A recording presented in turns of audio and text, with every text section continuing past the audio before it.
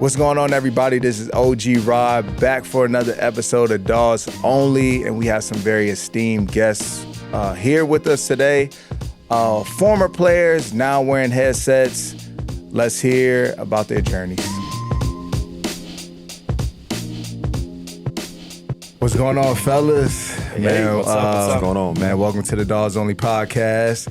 Normally we have players in these seats, but we got some former players, so we felt like this was very fitting to bring you guys here today.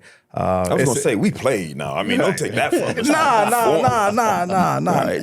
I was trying to just give you your flowers. You know what I'm saying? Okay. I think we all are like inspiring to like get to the places that you guys have reached, obviously.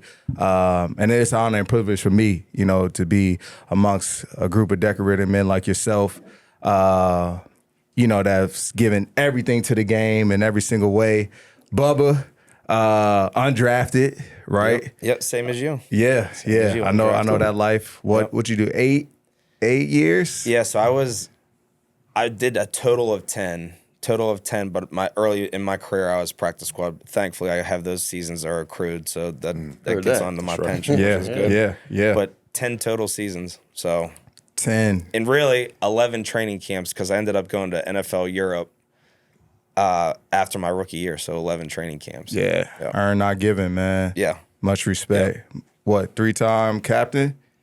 So I was a captain here, and then out in San Francisco, they named me captain in the playoffs, which was pretty cool for the playoff game and wild card game at Green Bay. Yeah. In a really cold game. It was like minus 15. Yeah, it was like one of the only games I've ever worn sleeves in. Yeah. Then we got obviously Duce Staley, 10 years, third-round draft pick. Spent some time, only 2 stops? 2 stops in Eagles, Pennsylvania. Pittsburgh, that's it. Yeah, man. Then lead the state. The Keystone State. Yeah, right. So, yeah, man, just 10 years of fun, 10 years of pain. And as I look back over it, man, wouldn't trade it for nothing. Got 2 Super Bowl rings. Come on. Able to definitely do something that I love right now as far as coaching. Being able to live through these guys vicariously, it's awesome. So, a little small piece of the journey. Yeah. Got to put that 2-time champion on there. I'm jealous. Only got one. We got one together. Yeah, we did. We did that. Come on now. Right. I was on the opposite side of that one. Poor you. Which is not good. So that one hurts. My bad. You thought that was guaranteed too. With Tom, no, we're not gonna say my bad about that. Though. I mean, let's take that back, right? He said he's gonna erase something. Erase that. You're right. Never apologize for competing. No. Shout out to G-Dub for that one. Never leaves me. Then we got Jerod Cherry, 3-time Super Bowl champ, drafted 3rd round. How's it feel? Well, man, first and foremost, thank you for having me here. And was a teammate of Duce's in Philadelphia. Oh, wow. So I had 3 stops. Well, technically 4.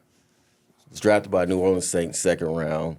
Went from there 4 years to Oakland for a training camp. And I went back home to the Bay Area and found out that I wasn't welcome back home. So I get let go by the Raiders and I get picked up with Philly. Okay. Spent some time with Duce there. We make it to the playoffs, and I was convinced that I finished my career in Philly. Powers that be said otherwise. Get picked up by the New England Patriots, and right place, right time. And while I was there, we were fortunate enough to win 3 Super Bowls.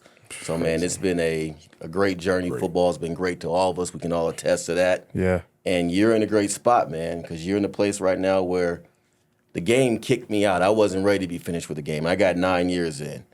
You're walking out on your own terms. And most people, as I told you that before, don't have that luxury. They don't have the opportunity to do that. They find themselves still want to grasp and hold on. Yeah. But you're in a spot to where you can walk away, man. That's a heck of an accomplishment, especially when you consider undrafted and what you've accomplished in the course of your life. So, man, you're on the right track just by whatever you've done to be in the NFL for 13 years. Yeah.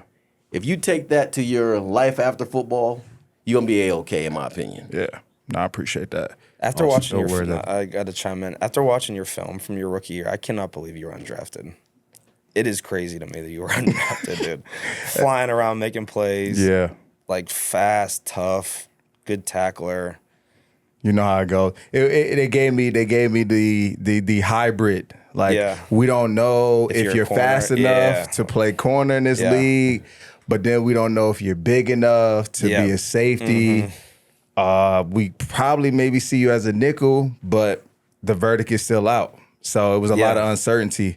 And of course, you know, I think everything worked out the way it was supposed to, because who knows if I entered the league in one of you guys' position, drafted, maybe that would have affected my whole mindset.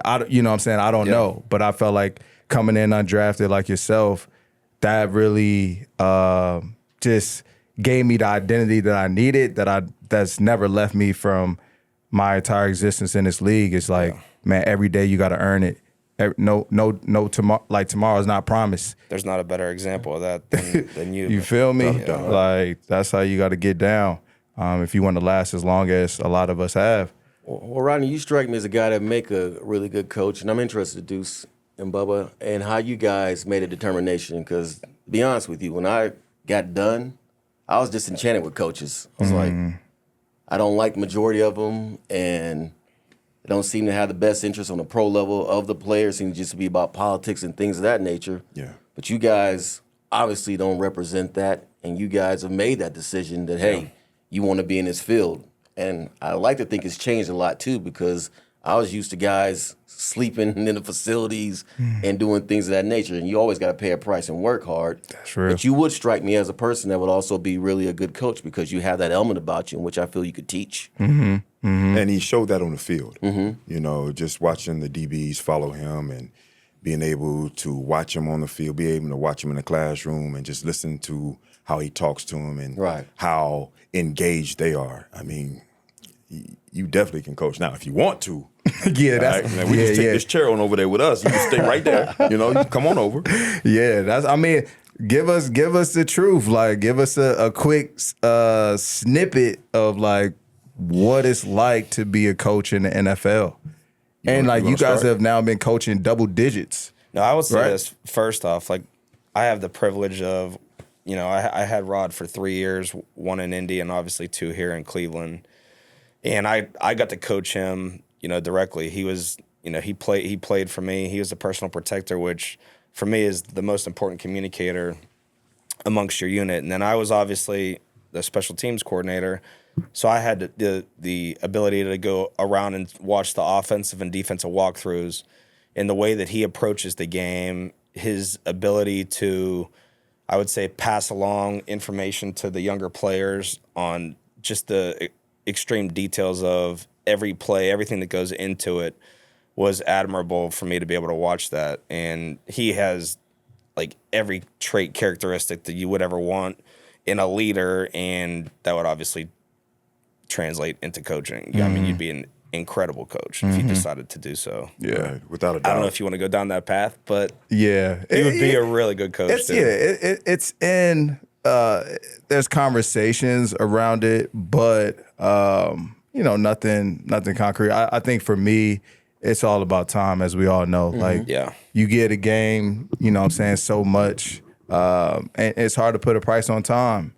And I think right now, you know, where I'm at is trying to get back those like moments that I've lost, you know, within my family, just those memories that are like timeless. Yeah. And so I think that is what's most sacred to me, is my time right now. Right. And that's a tough commitment because like we all do, like we're going to give 110% of everything that we, you know what I'm saying, we enter into. Right. So and even now, like, you guys are responsible for helping us be the best version of ourselves. That's your responsibility now, like, as you hold that clicker. For sure. You know? Right. Dude, how many chances, like throughout life, and just talking to everybody in this room, everybody that's out listening, how many times you get a chance to do something you love? Right. You know, and all of us sitting here right now, we love the game of football. We love everything that came along with the game of football. For me, there was an extension. So the love part of it is embedded inside of me. Is, I'm driven by passion and fury when it comes to this game of football. So that was me playing.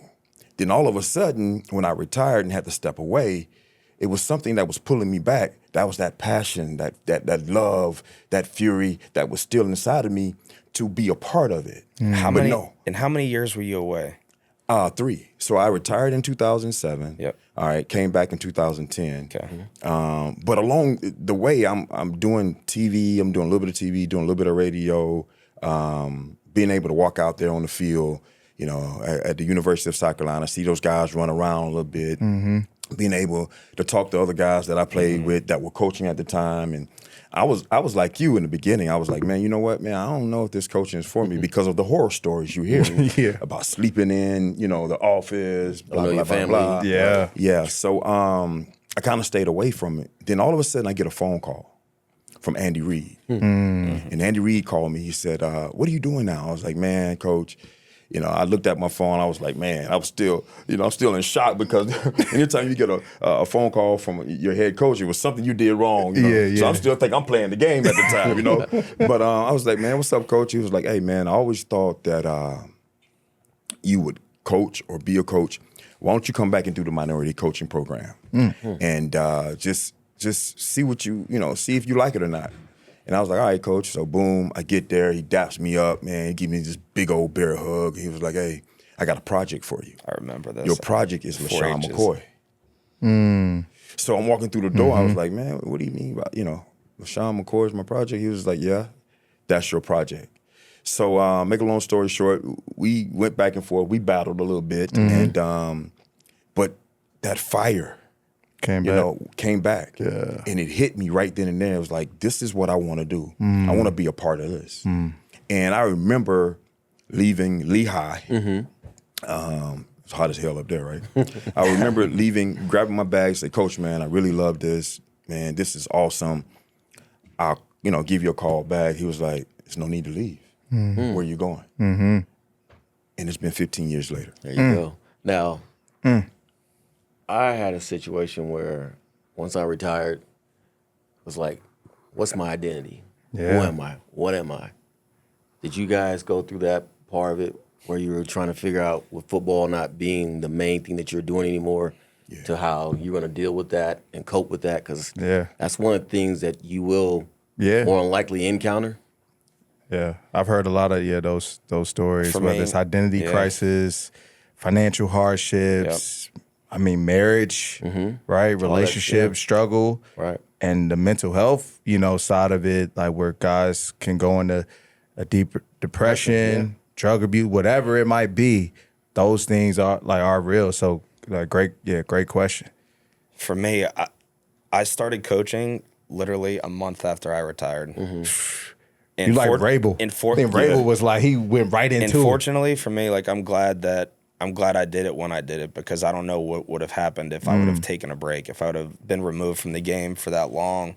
I always knew that I wanted to be involved in football in some capacity, but I had an opportunity to go back to New England and be the assistant there. And honestly, I wouldn't be able to do my job the way that I do it if I wouldn't have been mentored there by Bill, and learned from him. Yeah. The greatest coach of all time, in my opinion, and learn how to really do it. But I feel like that really groomed me as a coach today. And that's my number one thing is I love being able to, and I've told you this a number of times, my favorite thing to do in football as a coach is be able to see the development of your players over the course of the season and over the course of their careers and see them succeed. Guys like Zaire Franklin, who was our special teams captain for 3 years, Pro Bowl linebacker this year in Indy. Yeah. I texted him the other day, I'm a proud coach to be able to have guys like that and just see those guys succeed and do well and, and be great people too. Yeah. So what's going to feed the competitiveness that you have? That's what you got to find out. As soon as you walk away, because you've been competing for a very long time, ever since Little League, middle school, high school. Of course, you played 13 years in the league, but that was the build-up, the Little League, the middle school, and high school. So now when you walk away, you walk out of the door. How are you going to get that juice? How are you going to get that feeling? of competing on Sunday. It won't be dominoes. It won't be checking. It won't be no one spades. And don't make it rec basketball. Unless you break the table in spades, it'll be spades. But that's what I had to find out. And that's what led me to coaching. Yeah. Don't do rec basketball. It's gonna lead you to a bunch of fights, and broken ankles. No 6 a.m. hoop sessions with the OGs. I mean, it is a way. It's an outlet. I actually took up martial arts. As a way of dealing with the physical part of it. But I would say if you do the rec basketball piece, he's a former professional athlete. Guys are going to try to measure themselves against you from a physical standpoint, and it becomes way more competitive than it needs to be. So I say it in jest, but at the same time, there's some truth to it. Yeah. Just find somewhere you can get that outlet. But the main thing that I did learn from my experience was that, one, football can't be your identity in the first place. Yeah. I don't know your faith and how you pursue that. But for me, that became an important part of it. It helped me get that identity so there wasn't this Great Depression that didn't last too long. I dealt with it, but it didn't last long because I had something else to turn to for my identity. So I think a lot of guys don't have that. Yeah. And they end up being in that piece to where, okay, I've hit my high point in life in my late 20s or early 30s. Yeah. And there's still another 40, 50 years of life expectancy left. Yeah. And we don't want to be in that space. But again, as I said earlier, if you continue to do what you did and what you learned from this game, what you picked up from these gentlemen, and apply it to your life after football or with football, be it a coach or broadcasting or anything of that nature, you're going to be okay. But the key part to it all is this can't be everything. You have to have other avenues. And I think you've already said that with how you want to get time back with your family. Yeah. Don't put your mouthpiece in and get taped up to go to the rec. You know what I'm saying? Nah, I've always tried to stay in that mindset of not allowing myself to solely be defined by the helmet, and in the off season, putting myself in different rooms, different spaces, so that it may make the transition, whenever that is, just a little easier. I know there's going to be struggle, but I think the biggest thing that I always hear is it's that identity crisis, and it's honestly idle time. Where your time has been kind of structured for you for so long that you've gotten into that routine of, okay, I'm really just on my own for 4 months out of the year, whatever that might be, right? And you can find things to do in that 4 months, but when you talk about an entire year that outside looking in, people aren't necessarily calling you or whatever, asking you, putting you on this, you know what I'm saying, on this pedestal that you've been on for so long. Where do you find yourself in the world? What are you doing? And I think that in itself has, a great effect on people. So for you guys, because you had a gap in between you retiring and you finding your next job, right? And obviously you said it was 3 years till you got back into coaching. Bubba, you completely different. You're crazy. You're crazy. You're minutes. A month later. Literally a month. But what did you guys how did you manage your time? Was that an issue for you guys? And how did you establish maybe a new routine for what existed, now as you moved on to the next act? Well, I was aware that retirement was approaching, so I did start making moves as far as, okay, what's my next step? I was in the world of finance, so I started studying on that and just doing little things to just get myself familiar with what that would represent. So I would use that. But it is something to be said about having a complete full day to yourself and what you're going to do with it. I mean, I would still work out. I would still train as if I was going to get that phone call still. But those phone calls obviously never came. But I was doing other things like just preparing myself for that next step in the career with that idle time. Because that's the thing. You're going to explore this world. And there's so many things out there for you to do that's just offered to you. As Duce just said it earlier, being able to identifying what you love and what you're passionate about, and being in a space and place to where you can do that, where it's not just, okay, I need a 9 to 5 to survive, but I can really devote myself to something that I'm passionate about and I feel is going to have impact on my life and others as well. And if you can identify that, then that time that you are feeling it just being idly wasted, it won't be if you can identify that. Yeah. I was aware that retiring was approaching, but still wasn't ready. So, you know, we're young, and you talk about retiring. You heard your parents talk about it, and they were, you know, late into their 70s, 80s, and here you are, like mid-30s, right? And you're talking about retiring, and you're still young, and you know, maybe it's because of an injury, or maybe because you played a long time. It's just, you know, the game is kind of passed you by. No matter what the reason is, there's no book out there that says you're ready to retire at this age. Now, as you talk to your parents and elders or whoever, you know, they kind of follow, when I'm 75, I'm going to do this, or when I'm 80, you know, if they live that long, or whatever, I'm 65, I'm going to do this. It's kind of a little book out there, a little navigation for them, but not in 30 or 32 or 33. Yeah. So that's one of the things, man, that was kind of tough for me, just saying, okay, kind of talked about it earlier, like what's next for me? And then all of a sudden, when I fell in love with coaching all over again, being able to live vicariously through my players, being able to go out there and, like Bubba was saying, watch these guys grow up under my teaching, up under, like, Duce is putting him out on the field. Duce believes in him. Duce said that this guy should be number one, and now you're watching him and, you know, seeing that guy grow, and it feels so good. And right now, like, that's every day I walk through these doors. Every day I walk through these doors to do something I love. There's no way that I'm not going to show how much I love them or how much I love it. And you know that from me, you know, being on the field, you know that. Oh, yeah. I can't, that's just me. That's the juice and that's the fire that's in my gut. Yeah. Yeah. So, like, you talked about for yourself, the reason you retired, was that not your call? Well, my knee was bothering me at the time. I had a couple more phone calls that, you know, was coming through when I got let go from Pittsburgh. And then, you know, I sat down for a second. I was like, man, my right knee is killing me. I had the Liz Frank in my right foot from early in my career, but it started bothering me a little bit. And I said, no matter what, I'm not ready to go somewhere else and give my all.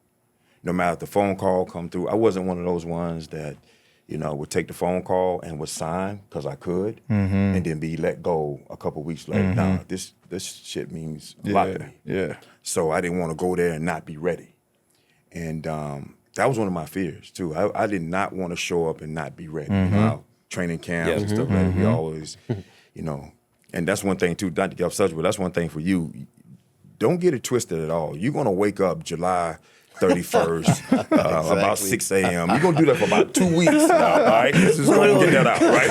All right, you're going to have this little feeling in your gut, and all of a sudden, you're going to stay away from it. Yeah. 2 months later, you're going to be calling Schwartz. Was that cover 3? But, so, yeah, that's just my little side of it. And it's good to kind of share these stories because you really don't get a chance to talk about this. Right.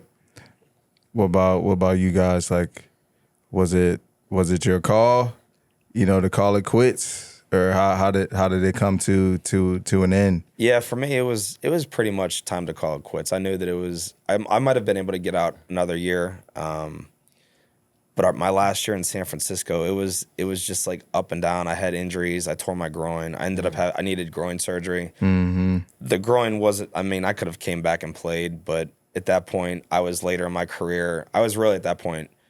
Played a little bit of defense when I was in Cleveland, but I was really like special teams only. Yeah. And at 32 years old, there's not a lot of teams looking for special teams only players. They want guys that have more value to the defense, offense, whatever it is. So I pretty much knew that I was going to be done. And for me, honestly, I had already had a house in Boston. It was, and for Bill to give me an opportunity, it was a time where I just couldn't pass up that opportunity. Yeah. For me to be able to transition back into football. Yeah. So, yeah. And for me, it was a similar situation to what Bubba just explained, in that it was my last game was in the Super Bowl. We have an exit physical, and the doctor, at the time whose name I forget, misdiagnosed me with a partially torn Achilles tendon after the game. And basically, that's the kiss of death for a guy who's a role player, special teams player in his 9th year. And I'll never forget, Bill called me on the phone, he and Scott Pioli, and were like, Jerod, we're not going to bring you back. And it wasn't, and the thing that I really appreciated about it, though, was that as we're about to hang up the phone, I get the news, I'm like, okay, what am I going to do next? Bill gets back on the phone, he's like, hey, I just want you to know, the 4 years that you spent here meant a lot to me, and he didn't have to say that, so I appreciate that. But it was a hard pill to swallow because I knew I didn't have a partially torn Achilles tendon and that I was within a month or two running and still training. But at this point, my agent wasn't doing, I felt what he needed to do, but also too, man, it just was my time. Yeah. And God made it obvious. It was my time. Yeah. And so I'd accept that, though I didn't want to. And as I look back on it now, I see how it all worked out to my benefit of not going back into it because, I mean, we played in an era where you wore running down full speed and crashing into a wedge. The wedge. I came into the league with that.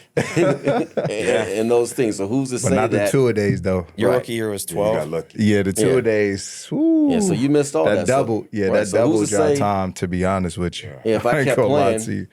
if I kept playing, I wouldn't have got hurt to Yeah. a point to where I can't even put together sentences right now to talk to you in a way in which we're having this podcast. So Yeah. you look at it in that light. But other thing, too, I wanted to throw you away. You talked about just like identification and being recognized. Like right now, if you go into the grocery store, you walking around, do people recognize you? Yes. More so, definitely more so in Philly than Cleveland. But lately in Cleveland, I've gotten that too. But yeah, Philly for sure. And I know for the people listening, it's going to be like, this sounds ridiculous, but that's going to be an adjustment to, wait, people don't know who I am. Yeah. People don't recognize me.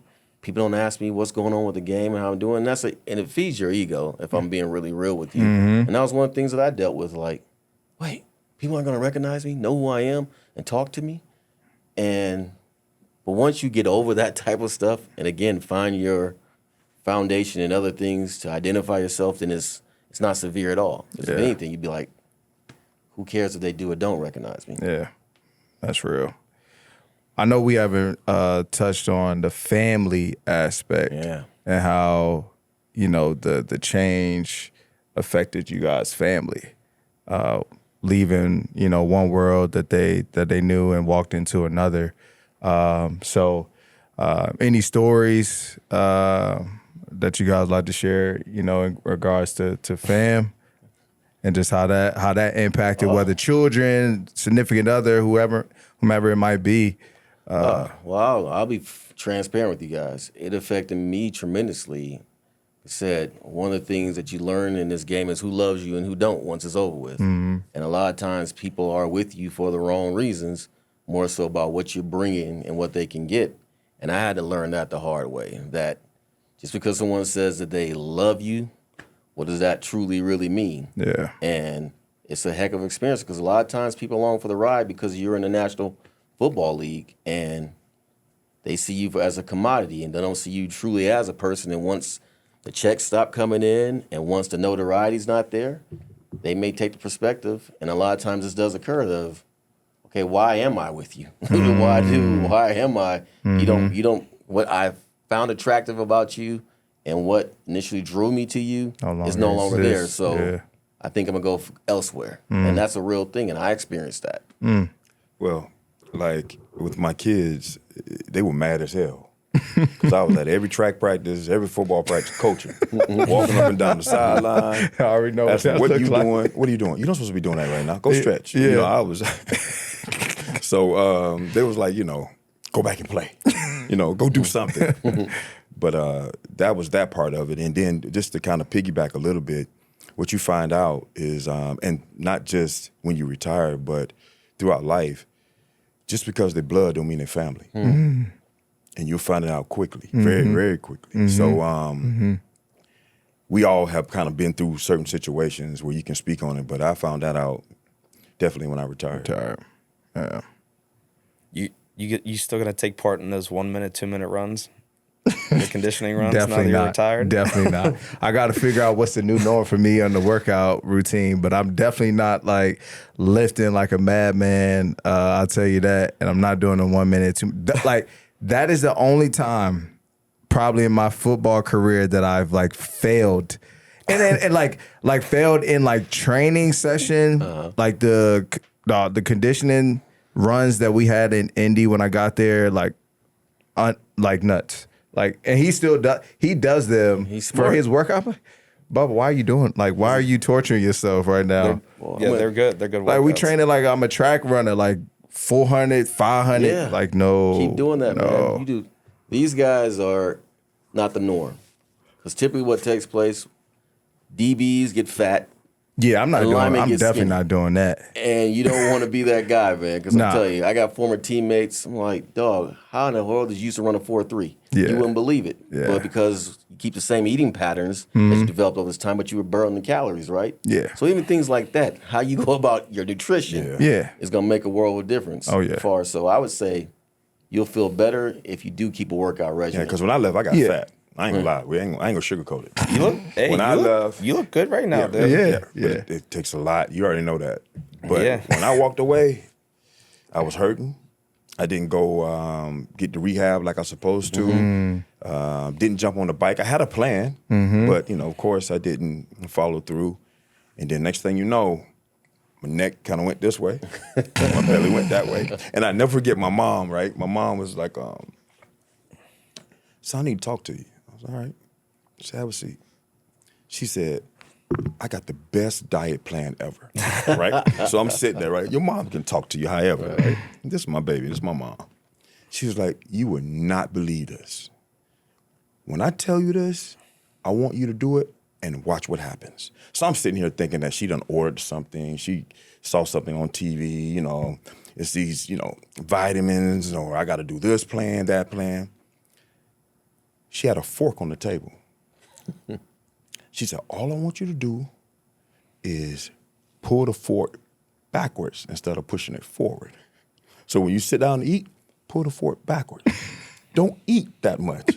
And do the same with your chair." I was like, "Mom, I can't believe you." She was like, "Yeah, you too big." I was like, "All right, well, that's it. When your mom tells you, you got to go to work." Yeah. So that was it for me. I went straight and started working out and been doing it ever since. I've always been like routinized with like having a workout regimen. And I feel like now that you're done, and obviously you talked about maybe you'll be looking for some type of structure. I think that that's a really good way to have some structure. Like, I'm gonna do this workout, this, and just have like a plan. Yeah. And for me, I really never stopped. I never stopped training. I never stopped running. I never stopped lifting. Bubba trained like he's going to the Olympics. No, I don't. But that's what I'm saying. I don't train the same way that I used to. I mean, who knows? But I'm getting back. I'm getting for back you to into do those this offseason. 300s, that is very similar. Yeah. I don't know how, and that's my whole point. Like, training for me, like, fitness is a lifestyle. Like, that's not going to leave. But the way that I train, I gotta alter because I'm not getting ready to take on Derrick Henry.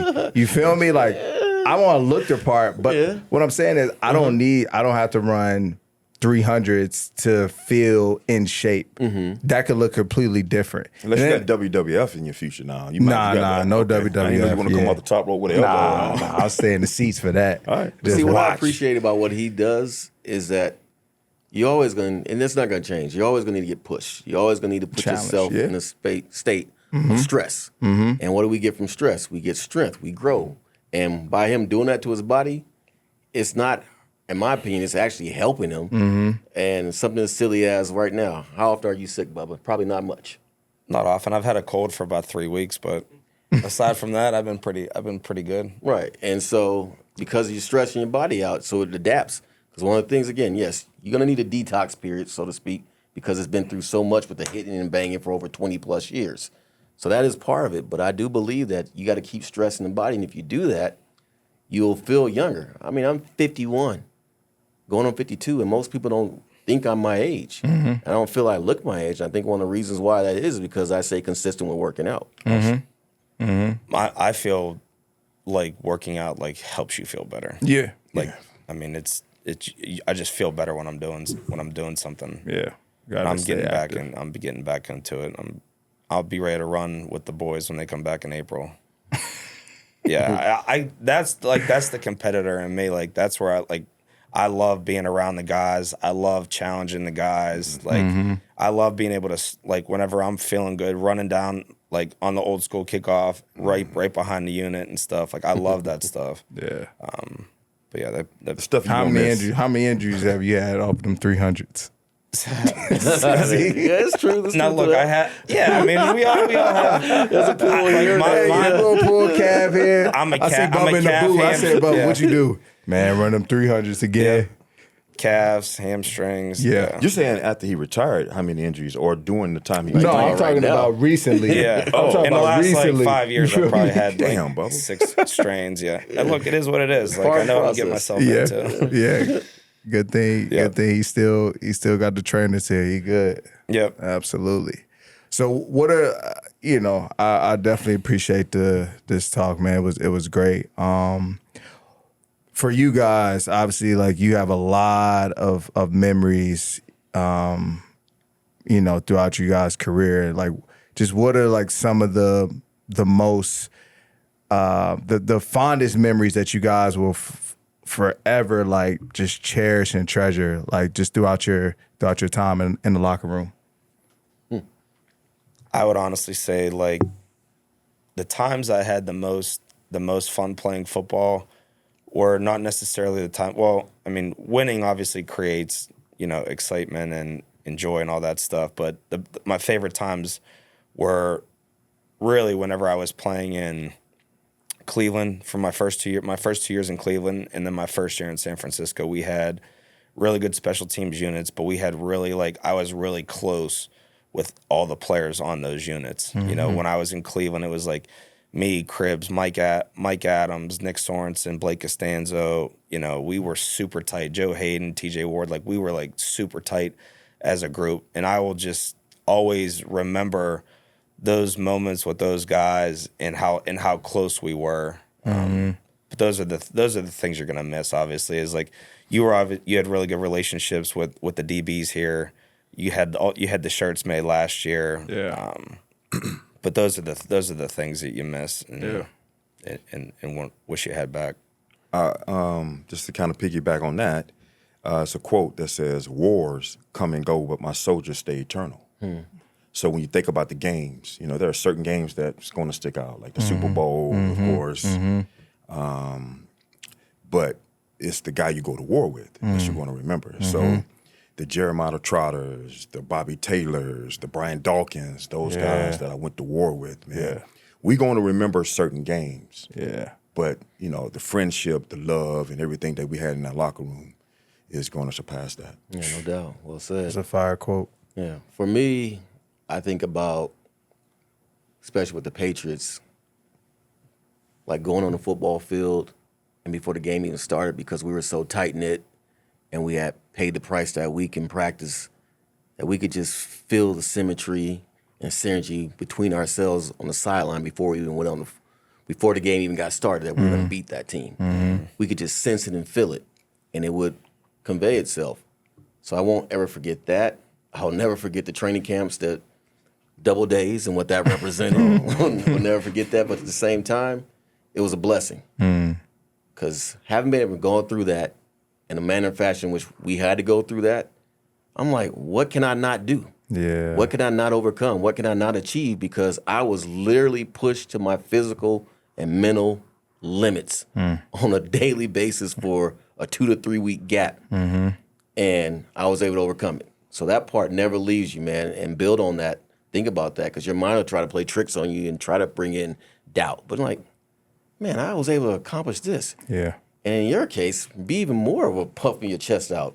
You're an undrafted player, and you last in the league for 13 years. Come on, man. That's again, you should walk around town like, yeah, my stuff don't stink. But obviously keep that level of humility about you, because that's also a positive going for you as well. But, man, you got everything to be in the right direction. Like I said, if you literally take what you've done in your career and transfer it to whatever you want to do, you're going to find success. Yeah. Because you found it in one of the hardest fields on earth to be successful. Yeah.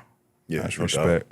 Respect. What was your best, let's talk moments now, all right? All right, we can go around for a second, but I want to start with you. Tell me about, like, your worst and best moment when it comes to football. Worst moments, okay. I'll start at DeMatha. So we playing in the championship game sophomore year, and you know, you don't know because you play offense, but like defense. I play defense, dog. Hold on. I don't know. I see your tape. High school. I play a little defense. Okay, what'd you play? Safety. Okay, all right. Now I can see. A little bit, I can see. You was roaming the middle. Or you was in a box. Middle. Okay, all right. Box. So anyway, you know how it is. That running back Duce Staley catch the ball in the flat, and all of a sudden there's just like nobody in the vicinity. Like you're like, all right, I know there's a backer near somebody. Right. Man, I came down from the safety position, but you know, mind you, I'm probably 160 at that time. I was supposed to be playing corner, but I'm playing safety because we had seniors at corner. Man, I go, he running down the sideline. I try to give my dog his stick. He 240. Man, put me to sleep. Really? What? Got up, legs wobbly, But you got up. I got up. Man, all I remember is my boy Jonathan Mason coming into the game like, Rod. Like, I don't know how many times he was yelling my name, but finally everything was clear. I heard him, ran off the field, took the smelling salt, was in 3 plays later. Like, finished the game. But I say that because, dog, nobody let that moment down. Like that entire, we won the game, but afterwards they were like, bro, that was you? Like, oh my God, like on the Jumbotron showing it. So that was like one of my worst moments. And then I would say in the league, worst moment for me, probably was just like a welcome to the league moment. Playing my rookie year. I made a lot of tackles as a gunner, and we used to do the gunner motion. And we're playing the Arizona Cardinals, and my God, I come down, and the dude from the box comes out, and like at that time I was vice, so I took a super flat angle to try and like get across the field, like from the whoo. One of the hardest hits I ever had in my life, I swear to God. But those were probably some of my worst moments. And then I would say some of my better moments, man, my Sean T moment. I told Bubba, like, hit on Emmanuel Sanders down the sideline. That was like real football right there. I shared that one in the meeting last Saturday. Yeah, that was real. My first time in the playoffs, you know, we playing Atlanta. And it took me 6 years to get to the playoffs. And I remember me and Alshon that whole year were just talking about it like, bro, like, we going to do it. We going to get it done. Like, this the year. We going to get into these playoffs and we going to go all the way. Win it. And that feeling that I got is what, like, that feeling that I used to just watch on television, like the intensity and all that, like, that really just hit me. And I remember making a sack in that game. Like, and I mean, obviously we won. It came down to the 1 yard line. But like this, like those are some of, like, you know, some of my greatest memories. You're never gonna forget your first interception. You're never gonna forget the Super Bowl, all of that. But those are some moments that stand out to me. Wow. I'm thinking about it as you're speaking, Rodney, and what comes to mind for me, I would say my best and worst moment all in the same. And the reason why I say that is when I got cut by the Raiders and I'm at home and there's a sense of embarrassment that goes along with that, one, being cut, and you're at home, you got a lot of explaining to do. You're reading your local paper that you're reading growing up as a kid, and there it is, and everyone's calling you, asking you what went wrong and what happened and all that. So that was the worst moment because I'm dealing with this sense of embarrassment that I let myself down, my family down, and friends down, and people from the Bay down. But then it's my best moment because I didn't quit. I didn't stop. I went on a jacked up football field, still did my workouts, went into a gym with people looking at me and everything else, not caring, still getting my workouts in, and put myself in a position that when I did get that call, I was ready to go. So for me, it was the worst and best because it taught me resiliency. It taught me how to be a survivor. It taught me how to be even more of a fighter. So I would say that would be my best and worst moment. For me, I'll take it more to like on field. I would say my best and worst moment were probably in the same play. 2007, we're undefeated in the Super Bowl, playing obviously against the Giants. Moss had just scored to go up 14-10. There was like 2.5 minutes left, so we're kicking off. Come down and blast a returner on like the 17-yard line. Like, and I hadn't played in a ton of games that year, but it was like I'm like, I just want us the game. Literally just want us the game. And then they ended up marching down the field. We dropped like 2 picks on that drive. Asante dropped one on the sideline. Merriweather had one in his hands. Dang. And then they get the helmet catch. Oh, yes. David Tyree. And then we end up giving up the touchdown. We lose the game. But I went from thinking that I helped us, put us in a position to win and go undefeated. And then we end up losing the game. But that's a tough one that I don't think I'll ever forget. Yeah, it's rough. 17-0. Whoa. That is. Yeah. Well, I'll start with the worst. And you guys probably remember this. You're a little too young. You remember when you went to go play the San Diego Chargers? Okay, it was the baseball field. Right. Mm-hmm. Right? So, I played there. Did you? Played the Murph? What year? I played there because Phillip Rivers was still playing. Matthews was the running back. Yeah, They still had it then? Yeah, I played there. I guess so. Man. All right, well, It come was on in the all-time- conversation. Hey, All right, my bad. Hey, come on, man. I think they Put some changed it into respect on Alltel it, Stadium man. at that point. Hold on. Yeah, well, okay. I'm talking way back, and then so let me say these names: Sayal, Yeah. and Rodney Harrison. Yeah. Okay, so let me just tell you a quick story. So we were out there. I was with Philadelphia, and we had all white on, and I remember running to the sideline. We were running mid zone. I made a move, had the ball in the correct hand. I saw Sayal coming. Didn't see Rodney Harrison. Okay. So I'm running to the sideline. So my focus right now is on Sayal. Like Sayal, he's beaming down on me. So I'm like, okay, I can turn the corner on him. So as I'm turning the corner, I'm looking back and not looking forward. Oh. Yeah, you feel it already, right? Yeah. Rodney Harrison hit me so hard. Yeah.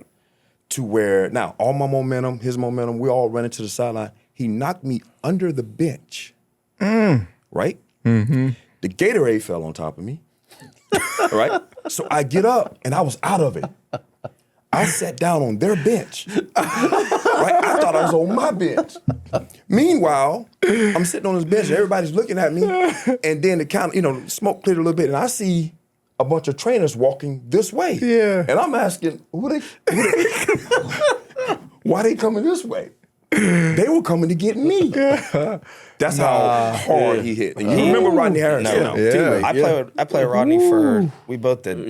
That he is hands down, I would say, at least that I've seen, the most physical football player that I've ever seen or been around. Rodney Harrison. He'd go out of his way to hit someone every play. He was so Even in old practice. school. He taped the wrist up to the elbow. So you already know, like from here to here, he had to tape like old school. You know what I'm saying? Nothing. He used to use that forearm too. All the time. Forearm shiver. All the time. But that's how hard he hit me. I'm talking about a young He should be in the Rodney Hall of Harrison. Fame. Without a doubt. He definitely should be. Without a doubt. Yeah. And my best moment was it was opening day versus the Cowboys. Had 201 yards. Nice. So that's one of the best moments. Come on. Man. That's a good day. Yeah. Great day. You guys have not only defied the odds, man, and done it at a high level, but you made the one of the toughest transitions of them all, and having prosperous careers and everything that you guys are doing. So I think that just speaks to, man, just who you guys are, the men, what the game has taught y'all, the lessons, and you've kind of embraced it all, and man, staying here today. You know what I'm saying? Well, we want to say we love successful. you, man. That's what I want to say. I know everybody here want to say we love you. We love everything that you brought to this town, this facility, this game, this team. And you know how we did it back in Philly. That where the relationship was built. And that's where it started. And once I walked through the door, I never forget walking through the door and seeing him, his eyes lighten up and mine lit up. And it was like, here we go again. Right. Just trying to create that energy all over again. But I want to say I love you, man. Yeah. And, it's funny because I said this in the meeting.